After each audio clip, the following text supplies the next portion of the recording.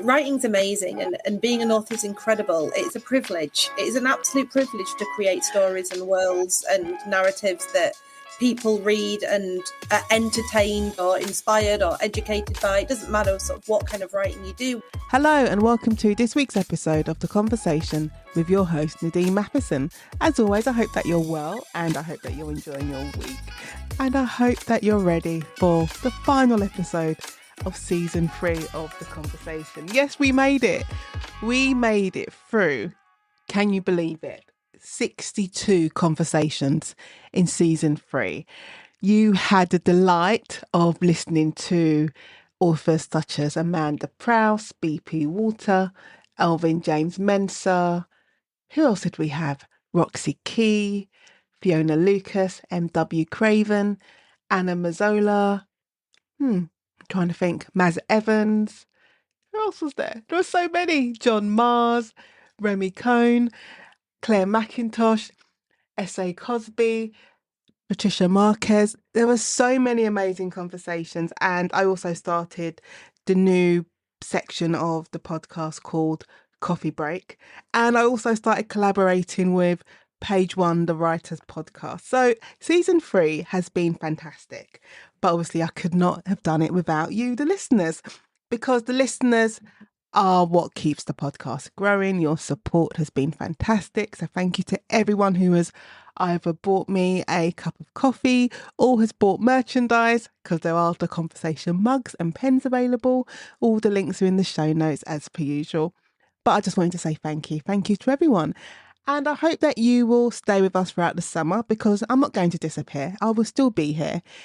I will be releasing what I'll be calling fan favourites of season 3 of the Conversation podcast. And I'll also be sharing episodes from Page One, the Writers Podcast. So you will not be left alone this summer. And remember, you can always get in touch with me. Either send me an email to theconversation@nadinematheson.com, or you can follow me on social media and feel free to send me comments and DMs. Nice ones, but you can DM me. Right, so let's get on with the final episode of season 3. And in this week's conversation, I'm talking to award-winning journalist and author Lisa Rookes, whose new novel, The Empty Cradle, is out on the 14th of August, which means that you can pre-order it now. Pre-orders are important. Authors like pre-orders, so make sure you pre-order it. And in our conversation, Lisa Rookes and I are talking about why timing matters in a writer's success, the illusion of early success, and how to embrace the chaos of a writer's journey. Now, as always, sit back, we'll go for a walk and enjoy the conversation. Lisa Rookes, welcome to The Conversation. Thank you for having me. Right, Lisa. I am sorry if you hear this pug barking upstairs. He's having a meltdown. My teenage son has shut him in his bedroom, which is normally the pug's favourite place to be, because it's, full of like dirty old, like mouldy plates to eat and, sweaty socks. Teenage boy. Yeah, exactly. Deep joy. Well, I was going to say, apologise if you hear the dustmen. Because okay. they've decided to turn up. Oh, have I taken my bin out? Oh, no, I have. Thank you for the reminder. I always say before we start recording, these conversations will go off on a tangent. This has got to be the first tangent involving bin men and collection reminders. I will keep us on track. Right. Get back on track. And I will ask you, Lisa, would you like to tell me, well, not even just tell me, how would you describe your publishing journey so far? Oh, I would tumultuous. Is that a word? Have I made it up? I think it's a word. No, it's a word. It's a word. So it not easy and not smooth, but then is anybody's really. Well, although you do hear it, don't you? Just hear these people that write a book, get an agent, get the deal, happily ever after. I've learned a lot on my journey. So so my background is that I'm a journalist and I was a crime reporter for years and years and years and years. So I'm really lucky and I'm very grateful to have always been writing as a career. I decided to start writing fiction when I started teaching. And I think it's because while I was teaching journalism, I wasn't doing journalism and I just missed it. I always joke that if you cut me open, I've got ink in my veins. And I absolutely missed all that working with words. So I decided to have a go at writing a novel, and I did the Curtis Brown Creative course. Oh, you did? Yes, and actually how to write for children and young people, which is not what I do at all now. But my first book that I wrote while I was with them was actually a retelling of Tess of the D'Urbervilles in a contemporary setting called How to Be Hardy.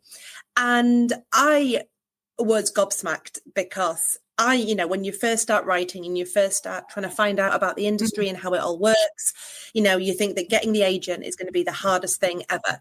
And I was there manifesting it. I was manifesting all these agents, like asking me for the full manuscript. And, I did everything that you meant to do. I sent it to everyone. I did my pitch letter. I was there, refresh on your emails. And it actually got a really amazing reaction, and I was so lucky because I got 8 offers of representation for the book, and I was so overwhelmed. And I couldn't believe it was happening. This was my lifelong childhood dream. I didn't realize that getting an agent was just a tiny part of this whole process. In my head, you get the agent and that's it, you're nailed on. So after choosing my agent, which was, I couldn't believe I was actually getting to choose an agent. Honestly, I felt like such a princess. It went out on submission and didn't sell. And so, like when you're watching not at all, I know. And when you watch X Factor and they make it to judges' houses and then they're like sobbing the grass going, but I've come so far, I can't go back now. That's how I felt. And I was like, oh man, what have I done? So I had, lay on my bed, listen to Johnny Cash, for a while. Oh, like my poor. Was it Ring of Fire? Were you listening to Ring of Fire? It has to be. And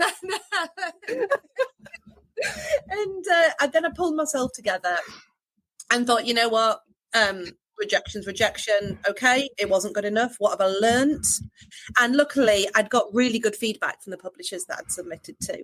So I had a good look through the feedback, applied it, had another go at another book, was really excited, went out on submission, didn't sell.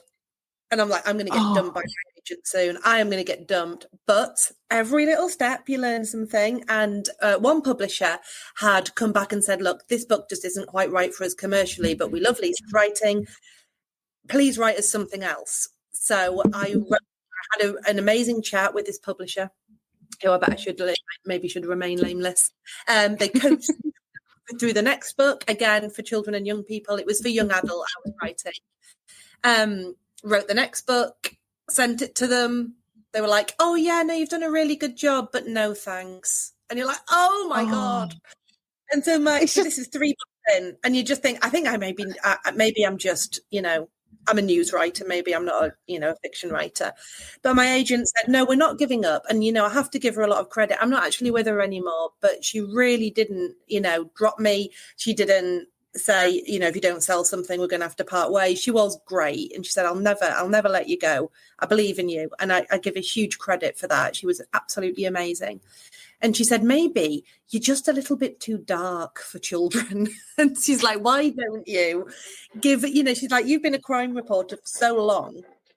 Why don't you just actually do that whole cliche and write what you know? And I always think writing what you know is really boring, because why do you want to write what you know? You want to write what you don't know when you're a writer, to explore new worlds. So I thought, right, okay, I'm going to give it a go. So I decided to write an adult book, which was called Paper Dolls. And that book was based on my experience as a newspaper editor, and it looked at missing white women syndrome. So it was looking at 2 women. Well, it was actually in the book 2 kids that disappeared on the same day. One was white and got loads of media attention. One was black and didn't get any media attention.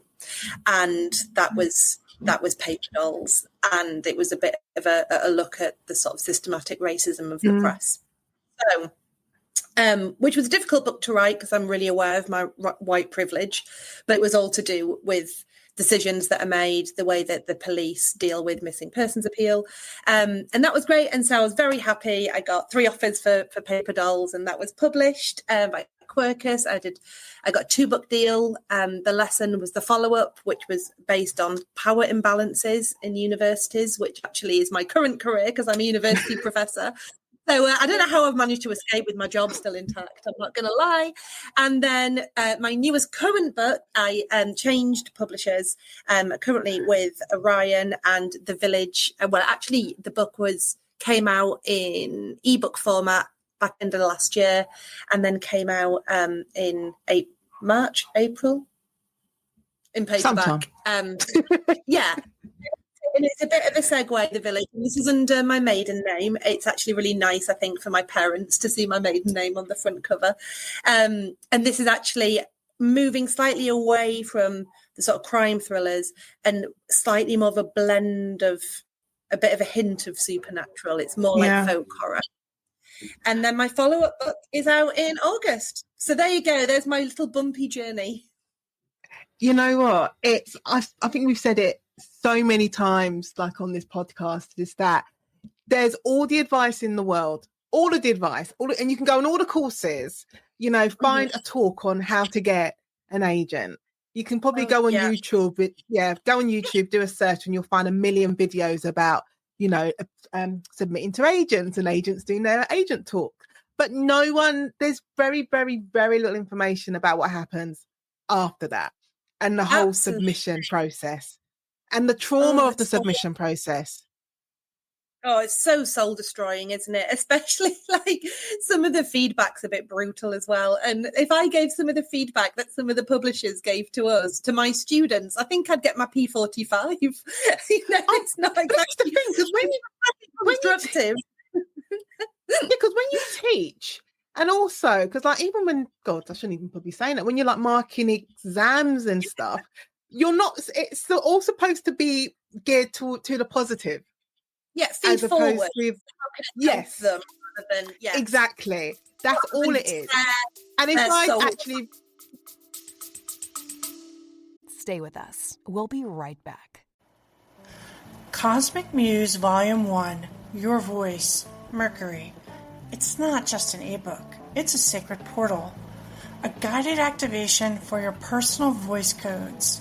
Through intuitive prompts, poetic rituals, and Mercury's magic, you'll reconnect with the truth that's been waiting to rise within you. Download now at peoniesandprose.com. Begin the journey back to your voice. Yeah, oh God, if I'd actually written down on the paper what I was thinking in my head, I probably wouldn't be teaching. Sometimes I'm like, what? Were you even in my class? Were you paying attention? WTF? Yeah, I know. But I'm like, no. Maybe the publishers should have just sent that back. WTF?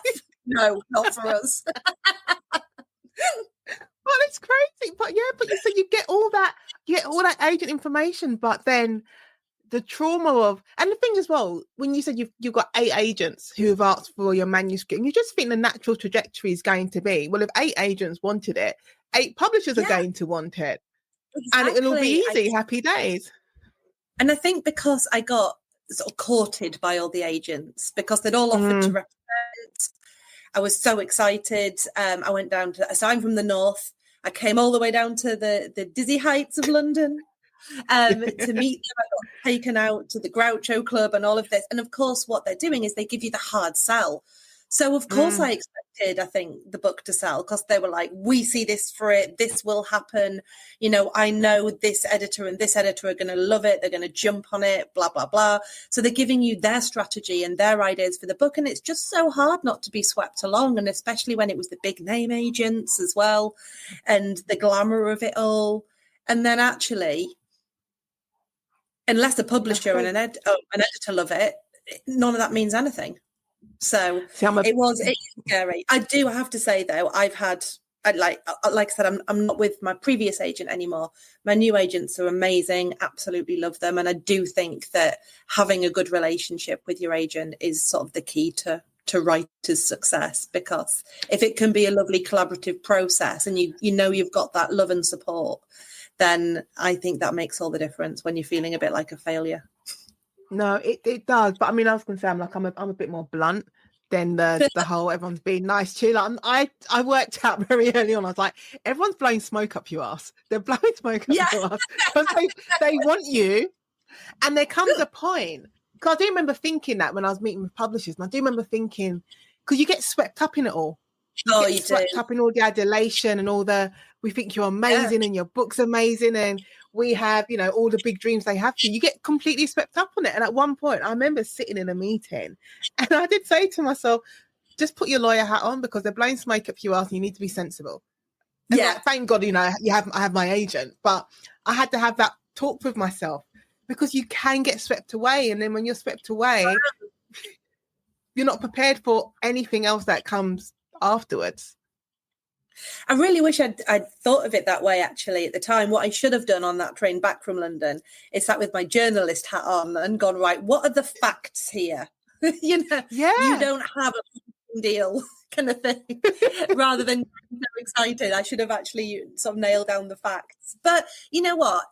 I don't regret any of it. And it was all very much a teachable moment for me because now as well, in particular, I'm just so grateful for the book deals that I do have. And it's made sort of the success of the books all the sweeter, really, because I think if I'd have just got that book deal, I would have just maybe been a bit cocky about the whole thing. I don't know, but it's made me quite humble about the deals that I have got.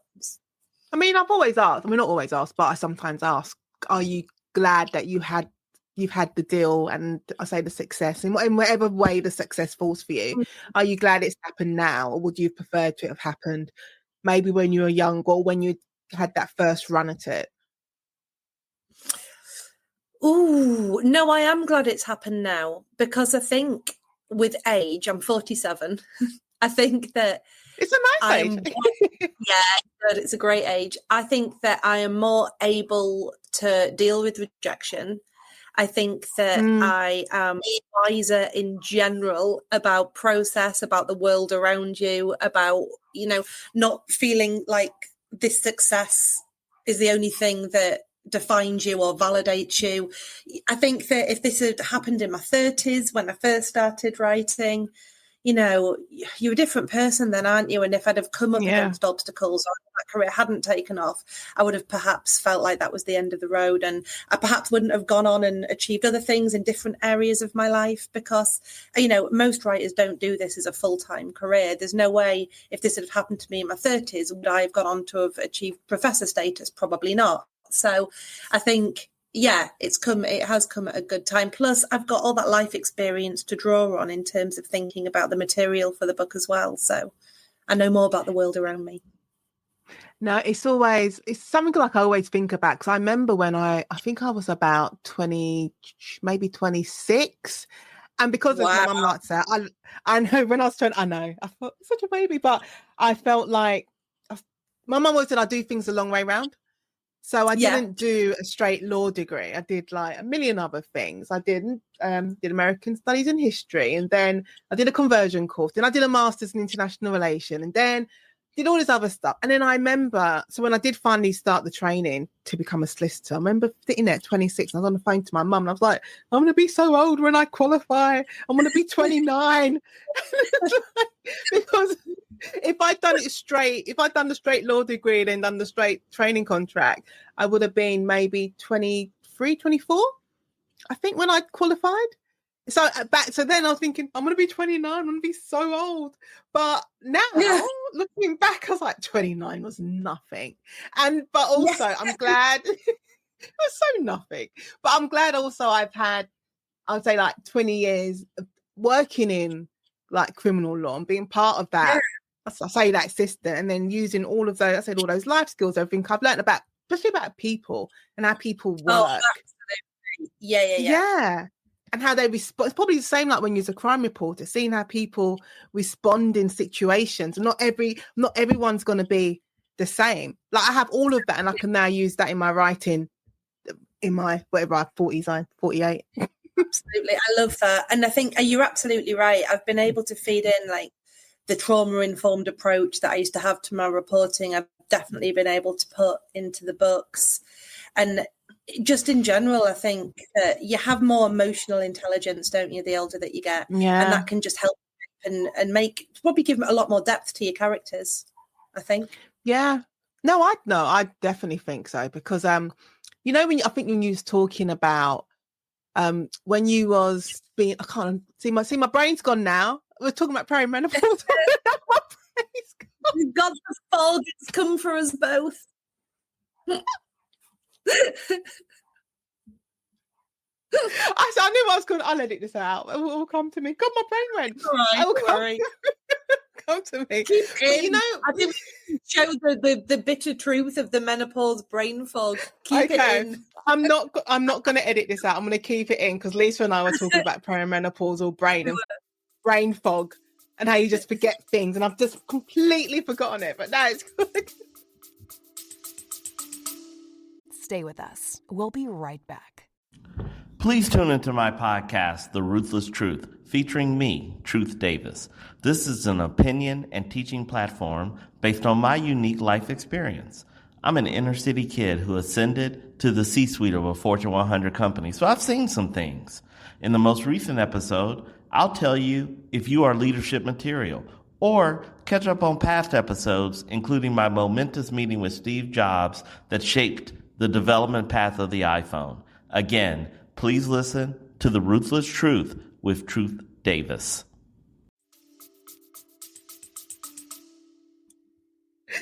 I can't remember what we were talking about. Because Lisa's got brain fog. I can't even get my words out now. Lisa's got brain fog too. Anyway, as I was saying, right, when in the beginning, when you was writing your books and you was first started to write, you was writing children's books, and but obviously you have this crime reporting background, you got this journalism background. Do you feel that it was more like a conscious decision, like, I'm not even going to go anywhere near like my previous career, let me just go away, do something safe? Because that's how I felt in the beginning, which is why I didn't write crime. Yeah, that's interesting. Yeah, no, absolutely. I think, like, from doing crime reporting for so long, it just sort of drags you down after a while, and I'm sure you must have had the same of your profession. Like, your whole world is dark.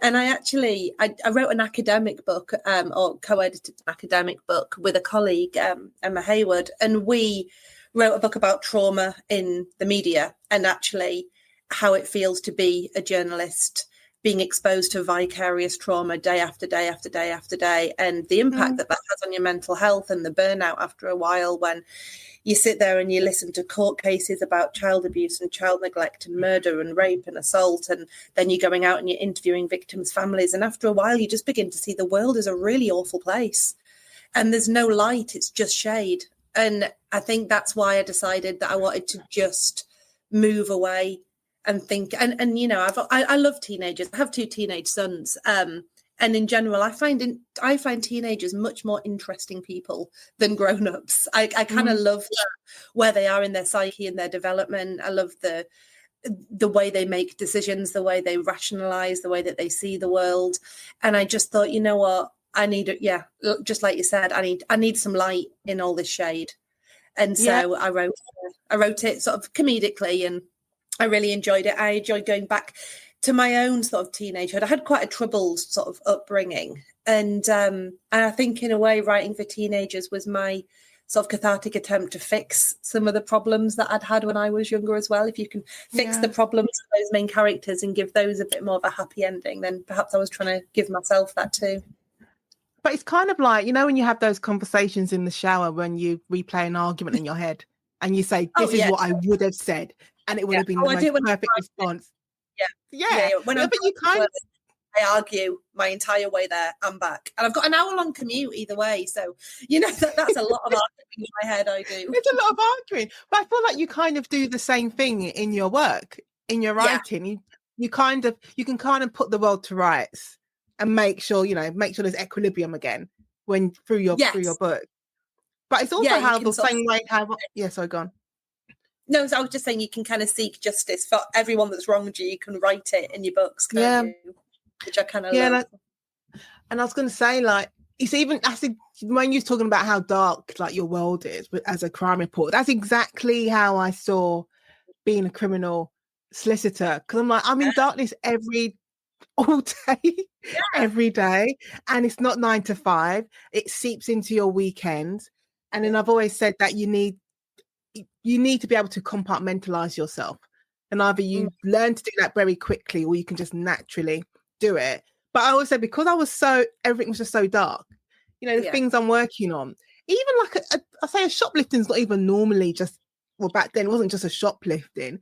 It was usually a shoplifting because I've got a drug addict client who's trying to feed their habit, and there's this entire history behind it, which is why I used to come home. I used to come home and just watch I just watch reality TV because I'm like, it's the complete opposite. And it doesn't need any brain cells. Yeah. So I'll just go to the complete opposite and watch that. Thank God for maths, right? Because without things like that, without, Married at First Sight, how do you possibly decompress in these careers? Yeah. Yeah, no, I totally know exactly what you mean there. Yeah. The decompression is key. And yeah, look at what we both Here we are. Here I am writing about really creepy, sinister, dark things. But the thing, I guess, for me is that because sort of with my new publishing deal, I've been able to explore that kind of slightly supernatural world. That's been quite good for me, because that means that I can sort of step outside that dark world and give it a little bit of fantasy. Or is it? But also we can always put context to everything. Yeah. It's not just coming out of a Google search. It comes from some kind of life experience. Yeah, absolutely. Although, I mean, what do you think about that? What do you think about the write what you know? Because it always makes me cringe, that phrase. But do you subscribe to that? I feel like I did it in the beginning. I said, which is why I ended up writing. Like, I wrote sci-fi. I did the whole, family drama, if you want to call it a rom-com. I did everything. So I'm like, it wasn't the fact that I couldn't write what I know. I didn't want people who knew me coming back to me and saying, Nadine, you've been doing this job for X amount of years. How could you have got this wrong? It was a stupid little story I was telling myself. It was like probably my way of trying to avoid criticism by not writing what I know. Yeah. Oh, until I realized, actually, no, but I really do want to write what I know, because I do. As dark as that world is, I did actually like being. God, that sounds really strange thing to say. I need a therapist. I like being a part of it. Yeah, no, I did too. I completely understand. Maybe we've trauma bonded or something with our careers. Maybe it's that. What's the name of that syndrome that hostages get with their kids? Oh, Stockholm syndrome. Stockholm syndrome. Yeah. Jobs. But it's probably true. I think, that is a therapist's dream, that, isn't it? But I think there's probably a degree of Stockholm syndrome with any career that someone does, if you're in it for a long time. And as you said, it's not something you can just close the door on and shut your computer down on at 5:30. Like, it follows you home.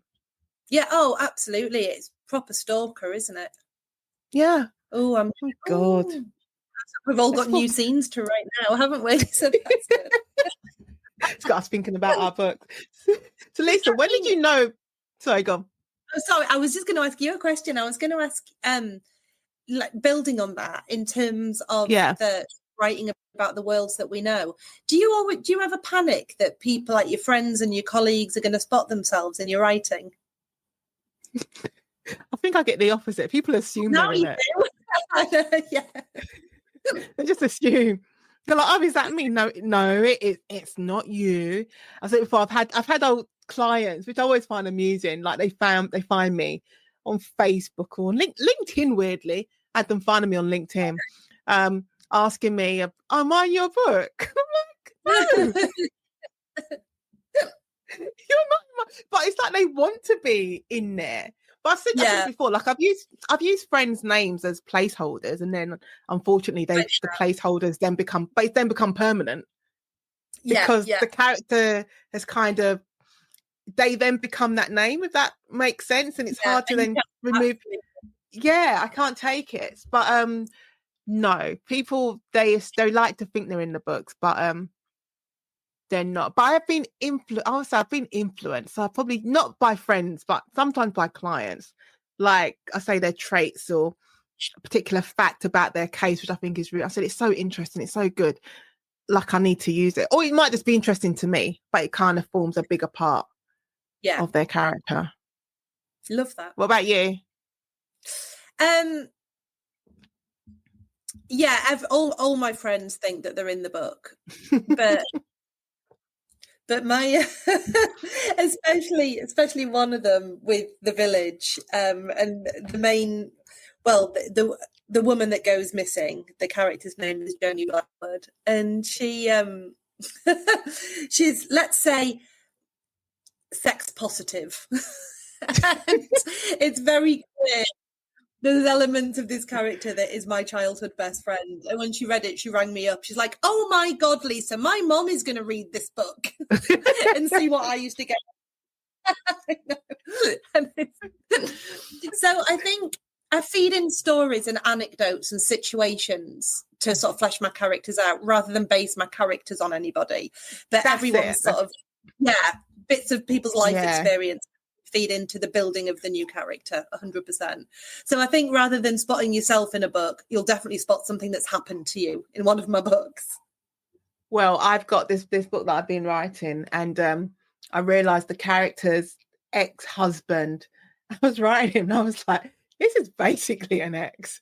And if he ever read this, I was literally like, every bad quality I've given him, I'm like, that is all him. But it's not even cathartic. It's just fun at this point. I love it. I was doing I did the Huddersfield Literature Festival at the weekend, and I was doing a talk with Yvonne Battle Felton that wrote Curdle Creek, and she was saying that while she was going through her divorce, every book that she wrote, her husband was in there and died in some sort of shape or form. Repeatedly, chapter after chapter, book after book. But there's a theme. Yeah, there is a theme. Lisa, when did you realise that you could tell a story? So I always think it's an more interesting question to ask them. When did you realise you could write? But that you were a storyteller? Probably when I was tiny. My mum always said that I used to just talk the hind leg off a donkey, and I used to tell constant stories to my teddy bears, to everyone around me. And actually, this is really cute. My mum had a boyfriend at the time who was an artist, and he wrote me tiny, tiny miniature little letters from the fairies. And he actually built this. So cute. He built this whole world for me because I had quite a difficult time when I was little. And there was characters. There was a seagull called Cecil that brought the little letters. There were these two fairies that lived at the bottom of my garden in a chimney pot. He actually made this chimney pot with tiny little milk bottles in there and everything. I know, it was beautiful. And I used to go to school and tell everybody that, I had these fairies, that Cecil had delivered them another letter, that I was getting a teddy bear they were going to send so they could watch over me while I slept. And then I'd talk about the fairies' adventures. Apparently Bert had been cleaning out the chimney on all sorts of stuff. And I'd go into class and tell everyone this. And I'm sure those teachers must have thought I was on mushrooms or something, because they were just, I believed it. I just believed it. It wasn't, this was fact to me. And I used to go every morning, and all the kids would say to me, "Right, Lisa, what have the fairies done at your house today?" And then I'd tell everyone a little story of what had happened. And then I do think on my school reports it said I was a bit of a fantasist. But I suppose I believed it. But I love telling stories. And you know what? That's why I became a reporter. That's why I became a journalist as well, because that's all we are as storytellers. I think that's, it's so cute. But then even if your teacher had said you were a fantasist in your school reports, I mean, that is what you, obviously not the crime writing, not the crime reporting, but, with the book. Because I said, when I think back, my school reports always, she's very good, but she talks too much. And I'm like, well, look what I do for a living. Like, I continuously talk for a living. As a lawyer, I'm always talking. Doing this pod, I'm talking. So yeah, the talking, she talks a lot. Worked out Good. well. Good. Lisa, as when you're teaching the undergraduates journalism, because this is what I was thinking of. when I'm teaching my own trainee lawyers, and they always have a myth like they walk into their first class with, and then you have to dismantle that myth. So for me as a lawyer, they always think that you can stand up and shout objection. You're like, no, we do not shout objection. This is not America. And the judge does not have a gavel, so just ignore that. What is what is the number one myth that your new journalisms walk into the classroom with that you have to completely say no? So they think that they're allowed an opinion. No, I don't mean just as a student, but I mean as a journalist. They think that you write the stories that you're passionate about, that you believe in, that you create a rhetoric, that you're, issuing a rally cry or trying to change something, that you have an angle.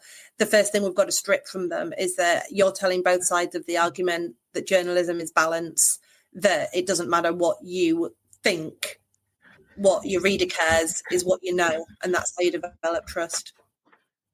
You know what? There's so much synchronicity between like what you do in journalism and what I do in law, and basically what we teach. Because I always, I'm a bit more blunt. I always say to mine, "You're robots. You have no opinion. You don't think about enough. You don't feel nothing.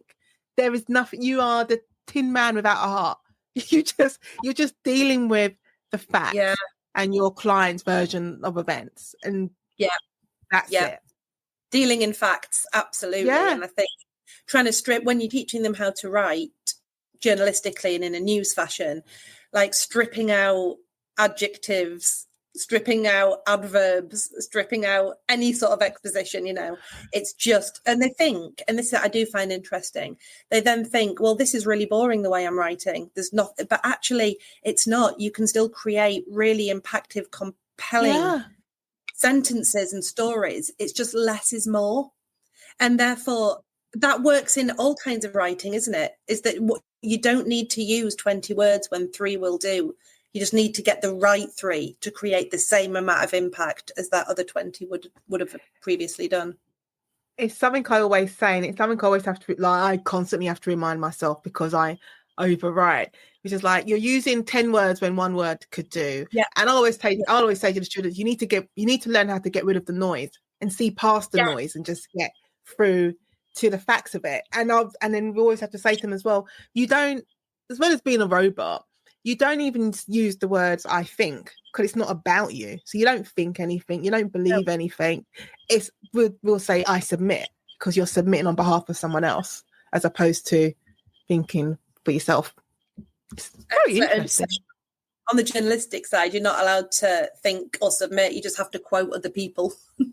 But it is your job to make sure that what you're quoting is correct. The same. Like, you can't lie. It's like I'll say to them, you'll get struck off. You can't make stuff up. So do you want to know something funny about me and you? Do you know that in a recent study, it turns out that journalists are the second most hated profession in this country? Do you know what the first is? Lawyer. Me and you are going to reply. We're public enemy number 1 and 2. Well, apparently, I am number 1 and you are number 2. Mean. Always, because made, never tried. I just trying to help people. Just doing. The thing is, we're just doing our job, because I know it's like no one likes the defense lawyers. I know we haven't gone off on a tangent. No one likes the defense lawyers, but I'm like, if you get in trouble, you're going to need me. And the amount of phone calls I've had from, I'm not even saying friends and family. I'm talking about friends of the friends and family who have managed to get in touch with me because, Nadine's a lawyer. She can help you. I have no idea who this person is, but they just want some advice, and I've given it. So when you need us, exactly. You got to be there. And I've done the same in terms of the media side of things. So we are important. They don't like us, but enemy. Yeah. I always say it's a good thing I don't have self-esteem issues. I'll be in a corner crying. Well, you know what? Do you think you can? That goes with being a writer, doesn't it? The self-esteem issues. Listeners, it's time for a very short break.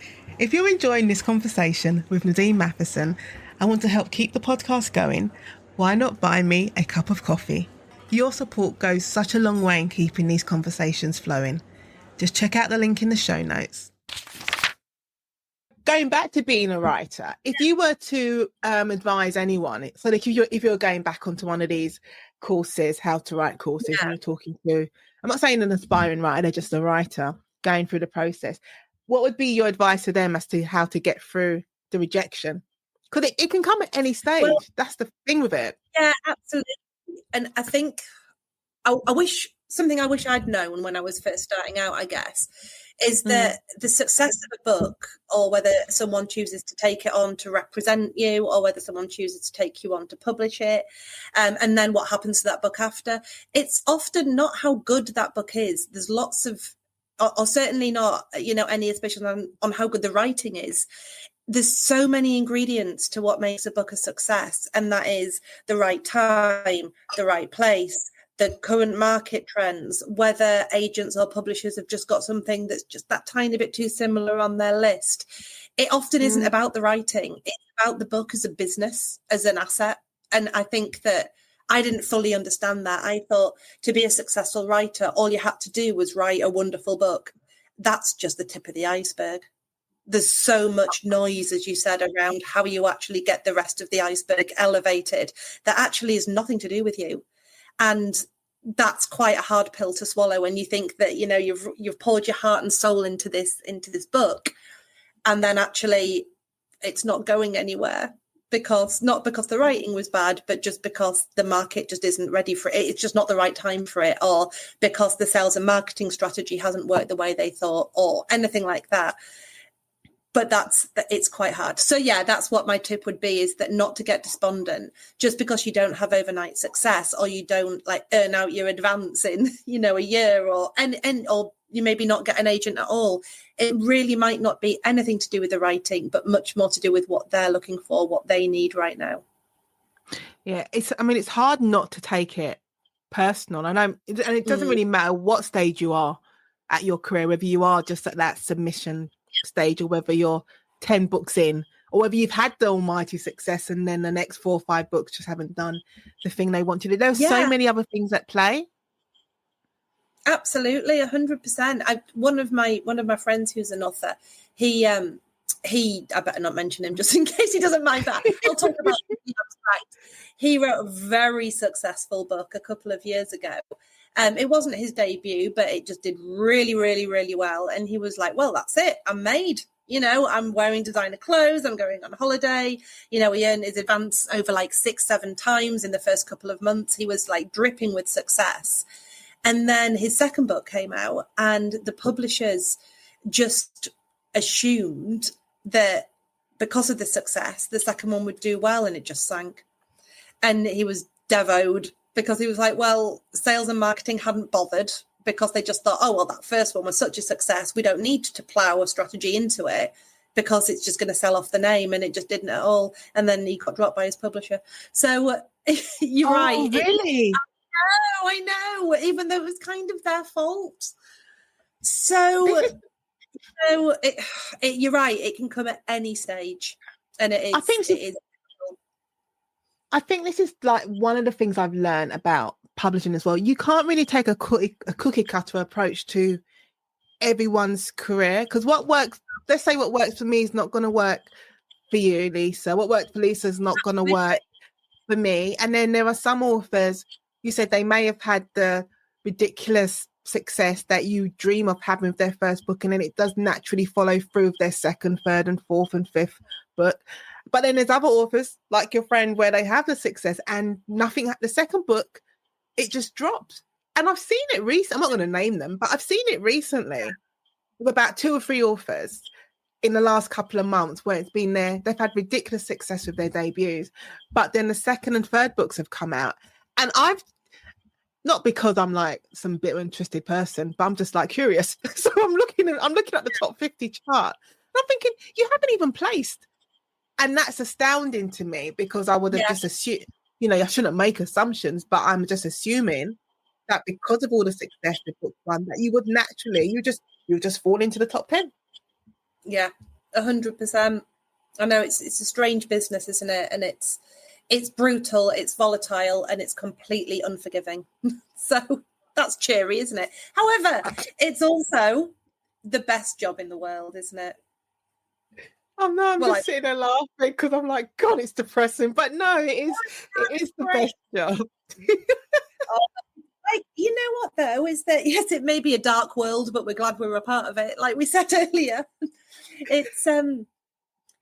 it's not a dark world. Writing's amazing, and being an author is incredible. It's a privilege. It is an absolute privilege to create stories and worlds and narratives that people read and are entertained or inspired or educated by. It doesn't matter sort of what kind of writing you do, whether it's, you know, pulp fiction or literary fiction. It's an honor to be able to produce that kind of work, to actually be paid for it. You know, it's the dream. And to me, it doesn't matter whether I'm a bestseller or whether I've just got a few people reading it. I still think it's an honor, and there's still nothing else I'd rather do.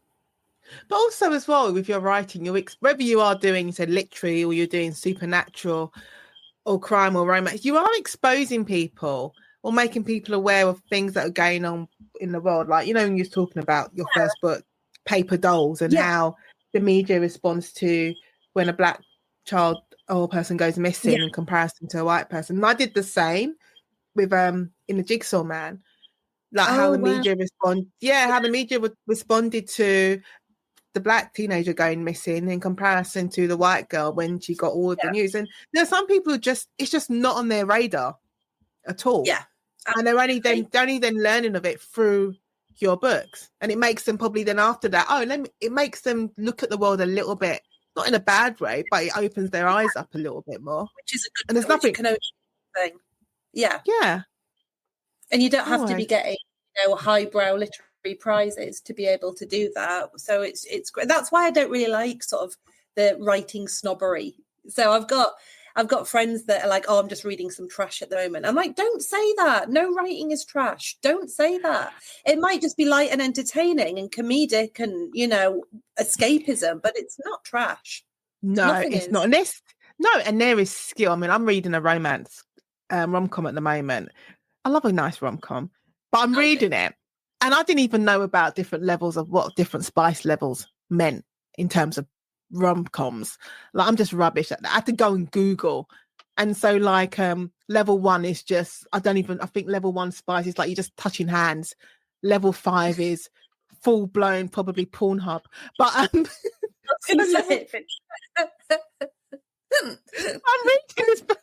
reading this rom-com, and I think they've labelled it as like a spice level 3. And I'm reading, and the sex scenes are coming. I'm like, I could never write such scenes. But then also, I'm reading the book. I'm like, there's craft in it. It's not trash because you have the plot. There's so many different things going on in this rom-com, and I'm like, I applaud you. So yeah, it's not trash at all. No, it's not. It's skill. It's skill, but just, you know, to a different audience. Writing to different audiences is a skill in itself. So knowing who your reader is and what they want and what they're going to respond to. It's a thing. Would you ever write a rom-com? So interestingly enough, Lisa. After my first 2 books, my former agent did suggest I went for something a bit more lighthearted. And I did try and write a rom-com, but it just wasn't for me. And I tell you why. You know, sort of when the whole rom-com chick lit kind of thing boomed in the sort of late 90s, early 2000s, they used to really annoy me because as a young woman at that time, I was so desperate to get on the career ladder and make a success of myself. I didn't care about a man, you know, or a partner. That wasn't what was on my radar. And I used to just get really annoyed about the fact that all these books seemed to be centered around young women that were doing great in their job but couldn't find a man. Whereas what I wanted was, you know, women that could find any man they want any night of the week. They might not stick around, but what they can't do is get their foot on the career ladder. And that's what I wanted to read about. And I got frustrated that it was all about romance and not about what mattered to me at that stage in my life. So I didn't finish my rom-com. Well, actually, I did. I turned it into something else, and I ended up having the woman kill her Tinder date, and then I realised I was not writing a rom-com. So, But it's interesting. It's interesting you say that, though, because one of my friends who's a crime writer, she was saying the same thing about like the current alliteration of like rom-com. She's like, why can't I just read about a woman in her late 30s, early 40s, doing her job? Maybe she's looking for a relationship, but having all these rubbish experiences that some of us have had. Why can't it just be normal? Why does it have to have this desperation feel to it? Yes. And I was like, you're right. So I said, so maybe you should write it.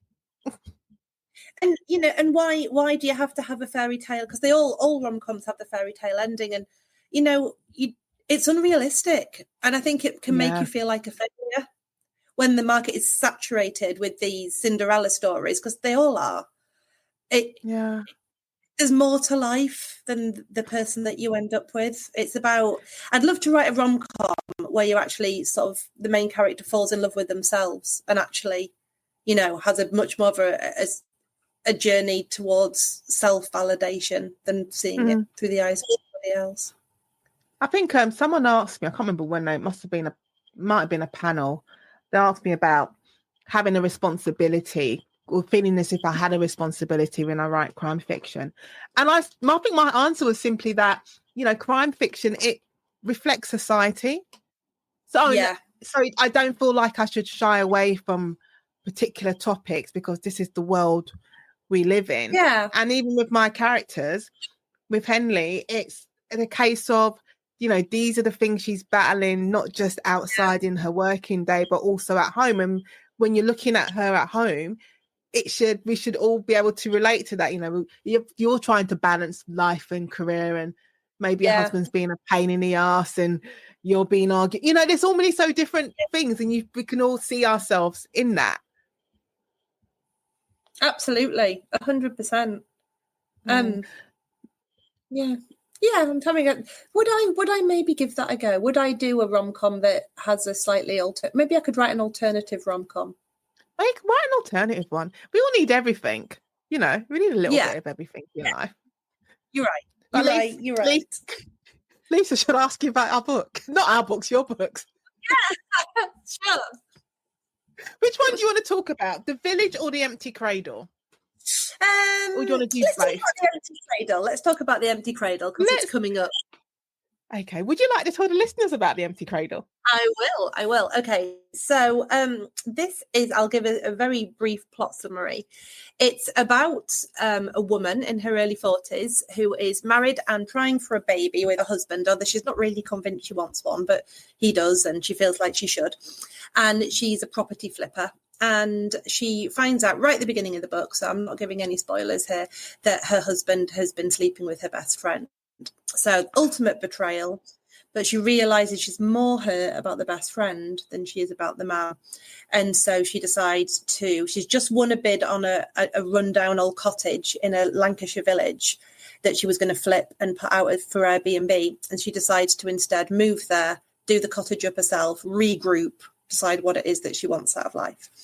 And she's not been very good in the past at making female friends. And when she moves to this village, the women are in a book club. They're lovely, they're warm, they're vivacious and effervescent. They sort of welcome her in, and she feels sort of like she's able to make connections for the first time. But then she finds out, wakes up after a book club night with wine. She wakes up on the heath naked with these strange sort of smears all over her body, and then finds out shortly after that she's pregnant. But when she goes for her scan, it turns out that the dates don't match up, and she must have got pregnant after she moved to this village. But she's not had any sex since she moved to the village. And these women in the book club become obsessed with this baby that she is carrying, and I shall leave it there. But it's a little bit Rosemary's Baby, a little bit what was that American Horror Story one? Can't remember what it was called. Never mind. But, I can't remember what it was called off the top of my head, which is annoying. So it's slightly body horror, slightly folklore-y, slightly sort of a look at how people treat childless women, and sort of the madness around sort of childbirth craves, and also a little bit of the witch trials coming in there as well. So lots of little ingredients. I really, really enjoyed writing this one. In fact, I would go as far to say as this is the favourite book I've written. I've really enjoyed it. I really enjoyed some of the research that I got to do surrounding it, and some of the gory scenes were lots of fun. Before I ask you two questions about following on from the book, when you was explaining what happened and then you said she was pregnant, and I'm in my head thinking, no, I'm sure she said she wasn't seeing anyone after she left the husband. Like, no. I was thinking, no, I didn't miss that. I'm sure she didn't say that. So yeah, I kind of love the fact that there is no love interest, so that's good. So, well, or is there? You'll see if you ever when. So, but yeah, it's certainly not focused around her relationships with men. Much more focused about her relationships with women. Before I do actually ask you two questions about the book, what was it that made you move away from doing, I'm just going to say straightforward crime fiction, to the supernatural? Because you're not the only author who's doing that. I interviewed Linwood Barkley a couple of weeks ago, and his new book, Whistle, is similar, that crime fiction with a supernatural. Love that. I say edge to it. What's his new book called? Whistle. Is it Whistle? Yeah, Whistle. Writing it down. Reading that. Well, you know what? I've always loved the supernatural. I'm really into it myself. Just it's the kind of movie and the kind of book that I love to read. I'm a Stephen King girl at heart. I've always been fascinated by it, but I never tried to write it myself. I don't know why. I just thought that, it wasn't. I don't know why I didn't. And then I think that once I'd been writing these psychological thrillers, I get bored of feeling like I'm in a formula, and I didn't want to get stuck in a formula. So I wanted to do something that hinted at the supernatural that wasn't technically a supernatural book, if you know what I mean. I didn't want it to do something that, when you read it, you think, oh my God, was that real? Was that in her head? What was the actual, answer there? And I read, but just before it came out as a Netflix series, I loved Behind Her Eyes. And I know a lot of people were like, whoa, about the ending. But I loved it. I loved that ending just flipped the whole book on the head, and you reading all the way through thinking it's just a normal book. And then that happens at the end. And I really liked that. And I thought, you know what, then if she can do it, I can do it. So I decided to sort of venture out into that. But I would say that it is it's implied supernatural as opposed to sort of being straight on. And I think because for me, that's scarier. In this world. I mean, I love ghost stories, and I love hearing about real people that have had like creepy things happen to them. Those sort of day-to-day horror scares me more than the big fantastical horror. So I just think a hint that there is something else out there is what keeps me awake at night. I prefer that, but then I was going to say that I loved horror growing up, in like reading. I would say reading Stephen King when you shouldn't be, watching horror movies. When my brothers asked, if you ask my brothers about horror movies, I'd be like, Nadine was the one who made me watch it when I was like 8. Well, but the thing about me, I can't cope with a haunted house. I went to my brother lives in Japan. Oh God, no! I nearly passed out. I went to my brother lives in Japan, and we went to Fuji-Q. Yeah, it's a theme park. And Japanese horror movies. Just imagine that as a haunted house, and the haunted house was a mental institution, and you'd go in there. Yeah, exactly. I mean, if you see if I showed this bit of the video, I've just got my hands to my head. Yeah, and I did in there. Yeah, the mental institute, and you walk in, and it's a hospital. You walk in, and we're going to the waiting area, and they show a video of what happened, how the mental institution was before it this tragedy happened and then became haunted. And then they said to you, and obviously I can't speak Japanese, so they had to say it to my brother, and they're like, oh, if someone in your party is really, really sensitive, we can give them a special badge. So if the ghosts see them, they won't haunt them as much. So I was like, yeah, I'll take it. So I took it. Yeah. And Lisa, no word of a lie, it was 4 floors of this haunted house. I don't like it. I was so panicky. My Apple Watch, we did it. We put the blood pressure or the pulse monitor on. My pulse was going up. And then when we went down to a basement, and they made it freezing cold because it was supposed to be the morgue. Yeah. People are jumping at it. My brother loved it. And it's my sister-in-law. They loved it. Me, I'm not, I need to get out. I love it. I love being scared, but it's when you've got the actors, I just don't want to be touched, and I'm really frightened. They always say they won't touch you, but they lie. Because I went to a horror film convention with my friend a couple of years ago, and there was like a scare maze. I'm like, I'm not doing that. And she's like, oh no, come on, don't be such a wuss. Come on. And so I was like, oh, I'll do it for her, and they can't touch you. Just get through it. They can't touch you. Oh my God. Nice. So first of all, I had to go through a crawl space. I had to crawl through somewhere, and one of them grabbed my ankle and dragged me out. I should have heard the Class A swear words coming out of my mouth with some 9-year-olds, behind me in a Nike tracksuit being really hard. And I'm there using the C word and the F word with gay abandon. And honestly, it was horrendous. So it's terrific.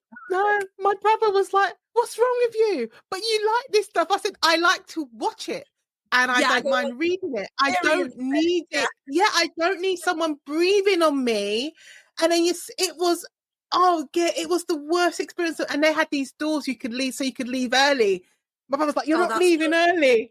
Yeah, I wanted to leave. He wouldn't let me leave. I took my youngest son is really into his horror. He's 14. I took him to one of these scare mazes last Halloween. The ones where clowns with chainsaws chase you through. Oh God. And it's just like, oh my God, it was just horrible, the whole thing. And he was just like, you are so embarrassing. I'm like, well, I don't know what you expect, quite frankly. I don't know what you expect. They think because we write crime and we write the things we do and we did the jobs we did, that this is just going to be a walk in the park. And literally, I would rather be in the park eating an ice cream and watching the ducks. I don't need this. Is it life stressful enough? You don't really need to add feeling like you're about to be killed. We have that enough as women, don't we? I was going to say, right, Lisa. About the empty cradle. Did you face any challenges in writing your book? Yeah. I mean, I'm a busy working mom. It's really hard to find time at any point in your life. So I tell you, my biggest challenge with writing is just finding the headspace to do it, because I don't have the luxury of having to be able to sit down for 3-4 hours at a time. I wrote The Empty Cradle at the side of a football pitch, at the side of cricket training, sat in a car waiting for, a kid to finish from detention. It's great when you've got naughty kids, because when they get detention, it's like free wraparound hair kind of thing. So it's like get an extra hour of my day back while I wait for them. God. No, I joke kind of. So I find it's quite hard to did it in fits and starts, and that means that at the end of the book it was quite disjointed. So the second and third draft took a while for me to get it sort of all together. But that's that's my main thing, is that, and also I have ADHD, so I just go off. You may have noticed my brain goes off at various tangents all the time. And in any kind of writing, that is my struggle, because I never do the plot. I never do the chapter by chapter plot. I find that too boring, and I don't know what my characters are going to do yet, because I don't know, because I haven't written them. So I like to be sort of pulled along by them, but that does mean that I can sometimes have to go back and delete 10,000 words, because I realise I've just gone off on too much of a tangent. And then, a little part of you dies inside, doesn't it? So for me, the challenge of writing is my focus, but I have to do it. I'm born to do it. So I just have to fight my inner demons there to try and make myself sort of sit down and you know, it's good because my day job, because I teach, I do get, you know, a bit more downtime over summer, a little bit of downtime at Christmas and Easter, so that does give me a little bit more time to get into the groove of it. But you know, the dream is one day maybe this will be my full-time job. Who knows? One day That's what we hope for. Yeah. So speaking of characters, if you could spend an afternoon with any of your characters from The Empty Cradle, who would you choose and why? Oh, Vic. So she is the best friend of the main character, the one that sleeps with her husband. So not really the nicest friend in the world, but she's also lots of fun and she has a lot of background and life experience. And she, you know, mixes a great cocktail. And I think she'd be a great person to go on a night out with. Probably wouldn't want to be a lifelong best friend, but I think that, you know, she'd be one of those nights out where you lose your shoe, you know, and you end up in a police cell, yeah, you know, with a kebab on your head, that kind of thing. So she'd be great for a good night out. Okay, so we're doing our last 4 questions, Lisa. Are you an introvert or extrovert or a hybrid of the two? I'm an extrovert. I think I'm loud. I am happy. There are 2 sorts of people in this world, I believe. Those that recharge through being on their own and those that recharge through being with others. And I'm definitely the latter. If I'm left on my own too long, I go a bit mental. So I absolutely love being in company. I'm a very sociable person. I'm an oversharer. And yeah, I'm very loud. So yes, I am a massive extrovert. I don't think there's any part of me that's introverted, to be honest. Okay, so what challenge or experience, say good or bad, so what challenge or experience in your life shaped you the most? So I mentioned this before, that I've had sort of quite a few challenges in my life and I've experienced quite a lot of loss. But I think it's probably the loss of my stepdad that sort of shaped and changed me. And sadly, he took his own life, and it obviously was a huge effect on the family. But it also just made me see things in so many different ways. It's made me really aware of the male mental health struggle. It's made me really appreciate the little things in life. It's made me start doing gratitude, which I do every day, even before it became trendy. It's made me look for those little glimmers of happiness. And I think it's taken me on a journey where no matter how dark your day is or your world is, there is always something to be grateful for. And I try and keep that positivity in my life now. I try and teach that to my kids too. So probably that. Was it Leonard Cohen who says the cracks are where the light comes through? Yeah, I love that quote. Yeah, I absolutely love it. It's beautiful. And you know, I was going to say to you or point out, which is not it's not the same thing, but you know, when we was talking about your book and moving into supernatural, and I was just going to say it's the reasons why you shouldn't really pay attention to trends. Because right now, there's a lot of, I've seen it like the last 6 months, publishers saying, we're looking for horror books and supernatural. You wouldn't have known that 2 years, I'm going to say 2 years ago when you started writing your book. And now 2 years later, it just happens. Yeah. That's what publishers are looking for. Yeah, absolutely. And the thing is, you can't start writing something because that's what they're looking for right now. Because by the time you finish that book, they're looking for something else. So you just can't keep on top of the trends. You just can't. It's luck. It really is luck, as far as I'm concerned. I think that's the only time when maybe write what you know kind of actually works. Not write what you know, just write what you want to write right now. Don't write for the market because that market will have moved on 100%. Yeah, definitely. The market's closed. So what's happening? Yeah. Right. If you could go back to when you're 25 years old and give yourself one piece of advice, what would it be?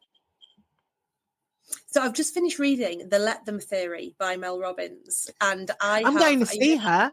Oh, are you? Oh, she's fabulous. I'm such a fangirl. I've got a proper girl crush.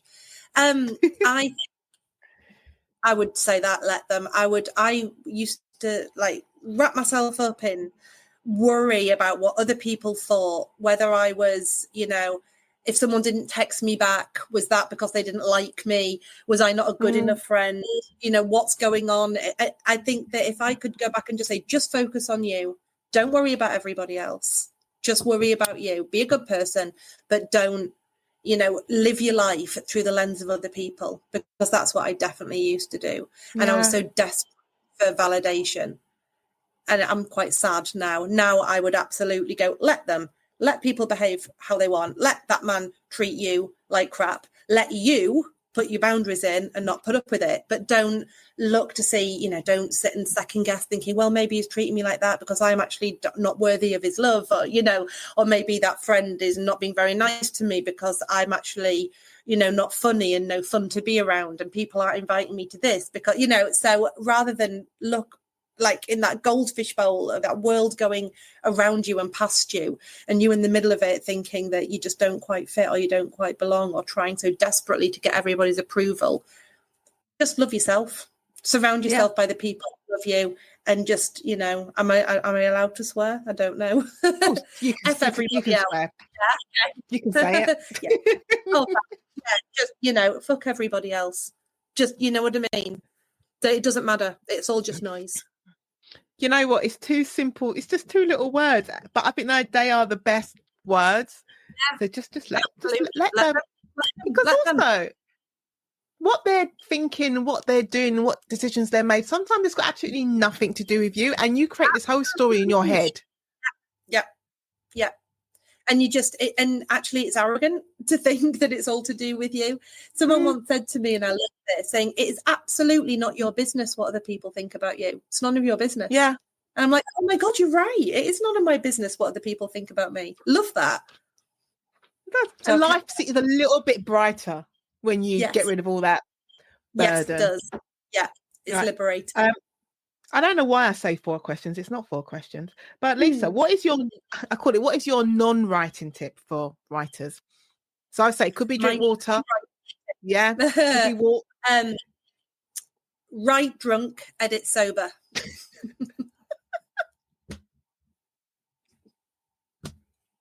But I'm laughing, but it's a good tip. That is my tip. She doesn't mean literally you need to be pissed. But no, you don't have to be drunk, but I like to have a glass of wine when I'm writing, and I don't know why. Not maybe while I'm by the football pitch, but it's like I don't know. I like to. I think for me, I love to create a romantic scene for myself while I'm writing. So I get my incense on, I get my lamps, get candles, I get like a vibe. This is why I never get any writing done, because I'm setting my vibe up. I shouldn't get even right. This is ADHD. But I have like a bottle of red wine, because then I feel like a proper writer. And then I want a typewriter, so I can do that. But I think it gets things flowing. And if I'm definitely stuck on a scene or a plot point and I've had a couple of glasses of wine, I could write some batshit stuff.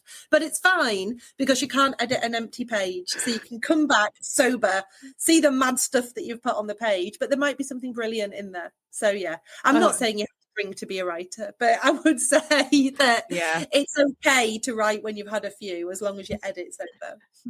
It means I have to take it back, because she does literally mean right when you're pissed. But no, let it flow. Just let it flow. Let it flow. Yeah.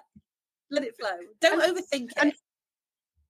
Yeah, definitely. I've said it before. When I do my first draft, that's just a story for me. And the minute I allowed myself to accept that. It does. That first draft does not have to be perfect. That my scenes can just end, and characters can just can introduce characters, and you don't hear from them again. Like I've done that. You've seen them come in chapter 5, and they pop up again at literally at the end of the book. So I'm like, I can fix it in a second. Yeah, sort out later. The minute I gave myself that freedom. Yeah, I agree. So someone described it to me as writing forward, and I love that. Just write forward. Keep on going, you fix it all at the end. Because if you start messing around, going back and, rereading what you've written and editing what you've written, just keep on going, fix it at the end. No, that is true. And finally, Lisa, where can listeners of the conversation find you online? Oh, okay. Well, social media wise, I am Lisa B. Journo on X, although I'm not on X as much anymore. Is anyone? Because, I'm not. No, it's not the same place. I miss It's not. I am Lisa B. Writer on Insta. We can find you. And that just leaves me to say, Lisa Rookes, thank you so much for being part of the conversation. I've had so much fun. Thank you so much for having me. Thank you so much for listening to today's conversation with Nadine Matheson. I hope you enjoyed it as much as I did. Be sure to tune in every Tuesday for a brand new episode featuring more amazing guests. Don't forget to like, subscribe and leave a review. It really helps the podcast grow. And if you'd like to support the show, you can buy me a cup of coffee or sign up on Patreon. The links are in the show notes.